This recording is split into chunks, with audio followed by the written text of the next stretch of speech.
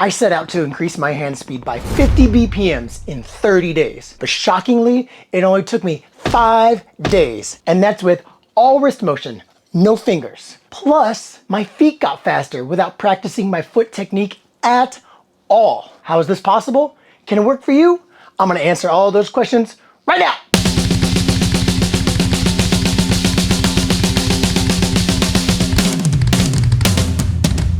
Around the beginning of this month, tech death metal Olympic world champions Archspire announced they were looking for a new drummer and asked potential new bandmates to upload an audition tape with a hashtag Archspire audition.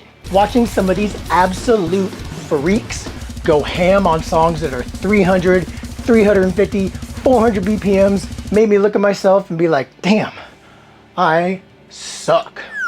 I've been firmly stuck around 200 BPMs-ish for a while.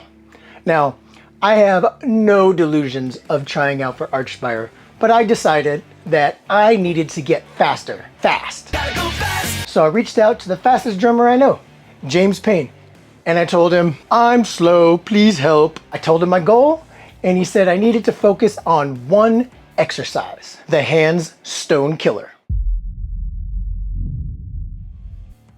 The stone killer is a brutal exercise that trains speed, coordination, and endurance simultaneously.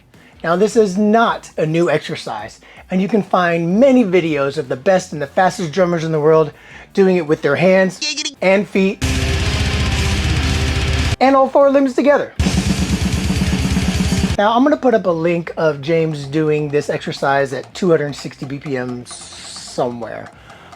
It's kind of a confusing exercise to explain, but it's very simple once you actually watch somebody do it. It consists of 3 parts, all done without a break. It has a one-handed section, then it has a unison section, and then it has an alternating stroke section.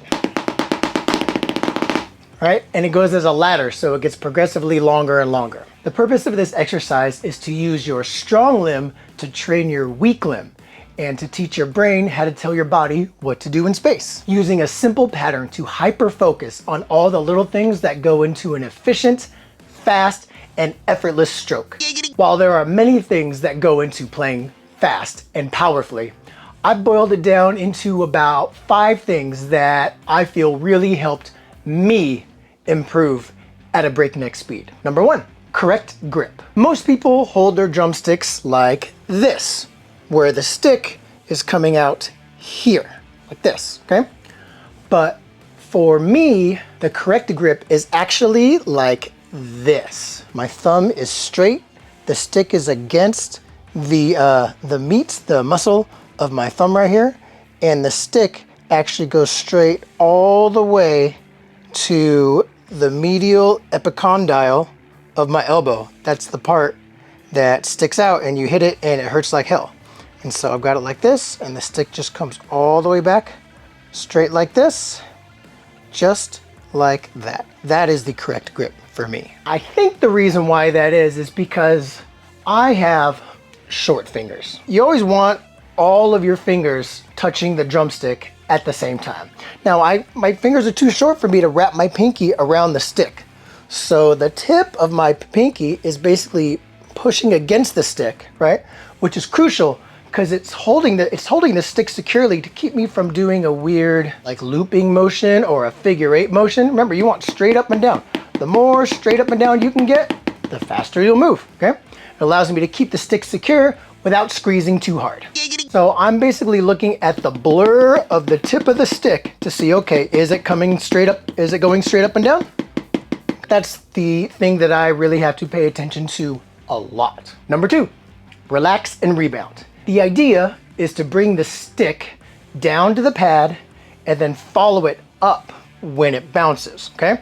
It is not 2 separate motions. Don't do 2 motions, okay? Don't hit the pad and then bring it up. You're hitting it, the stick bounces, and you're basically following the stick up until it's time to come back down again, to hit the pad again, okay? This is where proper grip is crucial and where I had the hardest time with my left hand. My pinky my pinky kept wanting to wander this way or down or slide off, and it made it very hard for me to keep that stick moving in an up and down motion without looping or doing a figure eight motion. Most of the time when I was doing something wrong and it felt like I was working way too hard, it's because my pinky had moved, and in real time while I'm doing the exercise, I was trying to get my pinky back to where it needs to be. Number 3, even stick heights. I used a mirror. So I had a mirror set up in front of my practice pad whenever I could, and I'm looking to ensure that I'm moving both of the sticks at the same height. I don't have a mirror here, but yeah, you get the idea. Using the mirror was a real game changer for me. When I'm at home, I could set a mirror right up in front of my practice pad. I also have a mirror that way, right over there, so I can look and see if my sticks are also coming up. That even stick height is crucial for getting the notes that you hit to be even. And the more normal your stick height is, the more even it is, the easier the exercise becomes. Once I could feel the stick heights were even is when I can move to tip number 4. Close your eyes and concentrate on the feeling of the stick in your hands. Okay. Once I could tell that I had the grip correctly, I could see that my stick heights are even. The idea was to try to stay relaxed and make an extra effort to breathe when things are getting tough or my arms are getting tired. So by closing your eyes, you're really concentrating on the feeling, and it allows your brain to more effectively internalize the feeling of playing correctly. We tend to try and muscle our way past difficult spots whenever we're playing something when it's going fast, arms are getting tired or they're starting to burn. But the key to progress seems to be the exact opposite. By relaxing when it gets difficult, I was more able to continue executing a smooth and controlled motion. Now, if you can do all that, then you can move on to number 5. Push past your comfort zone. Don't wait until you've nailed one tempo perfectly before moving to the next one. I've been doing this exercise in 10 BPM increments starting at 200 BPMs. You can't wait until you've got things perfect. You have to push yourself a little bit, okay? The reason I think why I was stuck at 200 BPMs for so long is because I didn't make myself try it at a faster speed. Now I'm consistently pushing myself just past what I can do cleanly. For example, if you can only do 210 BPMs for one bar, do 210 for one bar, and then try doing 2 bars. Keep trying to push and kind of encroach into that new speed. I did this constantly, especially during the unison section, because the unison section is the hardest part of this exercise. It's very difficult for your brain to tell 2 sides of your body to do the exact same thing at the exact same time. What's interesting is that when you get out of the unison section and you go to the alternating stroke section, you're like, oh my God, oh, this is so much easier. You know, I think it's part of the whole reason why this exercise seems to work so well for me. By pushing, by encroaching onto a speed that was just a little faster than I can do, this allowed me to ease into faster tempos without making a big deal about it and building it up into something bigger than it really is.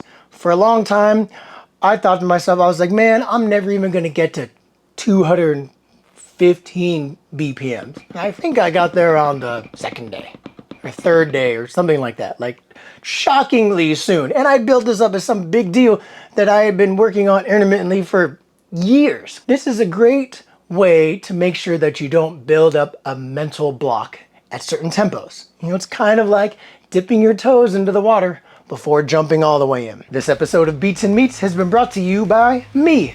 I have a drum tuning course.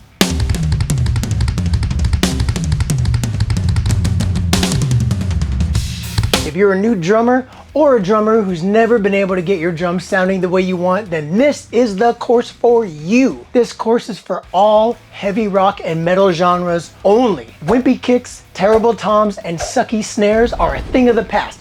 I'm gonna show you how to get your drums slamming. The system I've come up with works for any size, depth, shell material, or brand of drums. Using a few simple tools that are worth their weight in gold, I've eliminated all of the variables and the esoteric bullshit that comes with learning to tune drums. And I do it all on the crappiest drum kit that I could possibly find off of Craigslist. Check it out in the link from Spectre Academy below. And now, back to the show.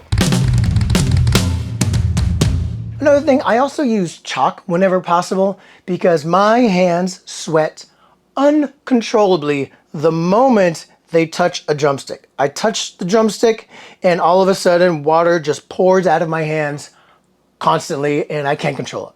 The chalk allows me to keep control of the stick without gripping too hard. In general, the tighter you grip, the slower you're going to move. You want to hold the stick firmly so it's not spinning or bouncing around, but you don't want to grip it so hard that it's slowing you down. And with all that out of the way, let me show you my progress. I kept a little log of how my progress had been going while I was doing these exercises. Remember that progress doesn't happen linearly.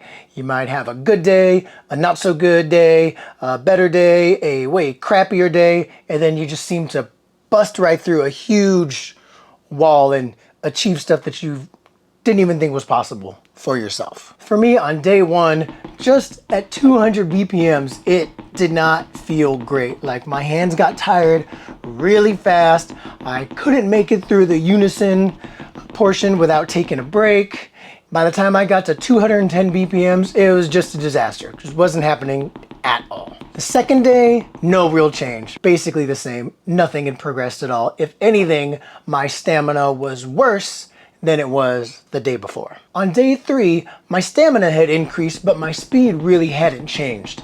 So some of the unison parts got a little easier. I was able to move through them without as many breaks, but my speed and my precision really had not gotten much better. On day four, 210 BPMs was feeling okay, and my stamina was worse than it was. My speed was better, my stamina was worse. And then on day five, all of a sudden, on day five, I just blew right through all of the exercises. I could not believe it. My stamina wasn't perfect. On the unison parts, I had to take frequent breaks, but I was totally shocked at how I was able to do 230 alternating strokes, 240 alternating strokes, and pushing into 250. I didn't do it perfectly on the alternating strokes. That's crazy for the first time of really even trying it, but I was absolutely blown away at how quickly I had made this huge jump. It was incredible.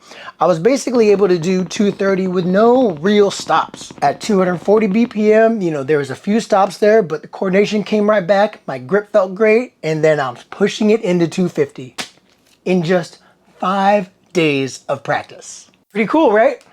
I'm currently on day 17 at the time I'm shooting this video, and now I'm occasionally stepping into 260 BPM. I can't do it consistently yet, but it's shocking how far that I've come in such a short time. And now, here's how I did on the pads today.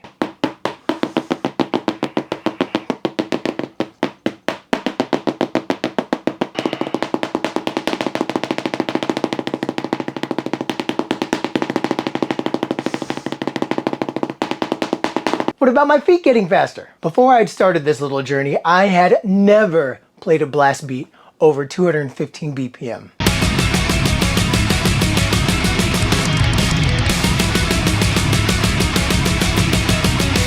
And I can only do it for a very short while. How am I hitting 230, 235 BPMs with literally no foot practice whatsoever? When I reached out to James about this, he sent me a cryptic message that said, there are several reasons for this to happen. It is very long to discuss by text, but if you read The Inner Game of Tennis by Timothy Galway, it explains why. So I read the book, and it has an interesting way of describing what we would now call flow state, and how children learn so quickly because they learn without judgment. In addition to children's brains growing while they're learning things, they don't have anything tied to an outcome. They're just learning it, and that seems to be a big thing that allows children to pick up on things very, very quickly. I think the reason why my feet got faster is because I had trained my brain to think faster by doing the stone killer with my hands. Playing fast isn't just physically moving your body faster. You also have to think faster. There's a huge part of it, is learning to think faster. I had been pushing 250 and 260 BPMs with my hands. So I knew when I got on the kit that 230 was going to be easy. When I got on the kit, I had no judgment about the speed and precision of my feet. I wasn't even worried at all about them. I had my eyes closed. I'm thinking about the metronome, the grip of my hands on the sticks, trying to use the same grip as I had learned on my practice pads. And it just happened. I wasn't thinking to myself, oh man, I'm almost halfway to being able to play 45 seconds of an Archspire song. No, I'm just trying to be in the moment and be happy and excited for how far I've come as quickly as I have. And this leads me to believe that maybe, just maybe, I could have done this all along and that I was just getting in my own way all this time. And I think that's a lesson we can all learn from. That's it for today. Try out the Stone Killer and see if it helps you. Let me know in the comments what kind of results you're getting. And if any of you ninja speed demons check this out, drop us some of your insight in the comments. I love learning how the outliers of human performance actually do what they do. It's always fascinating. Take care.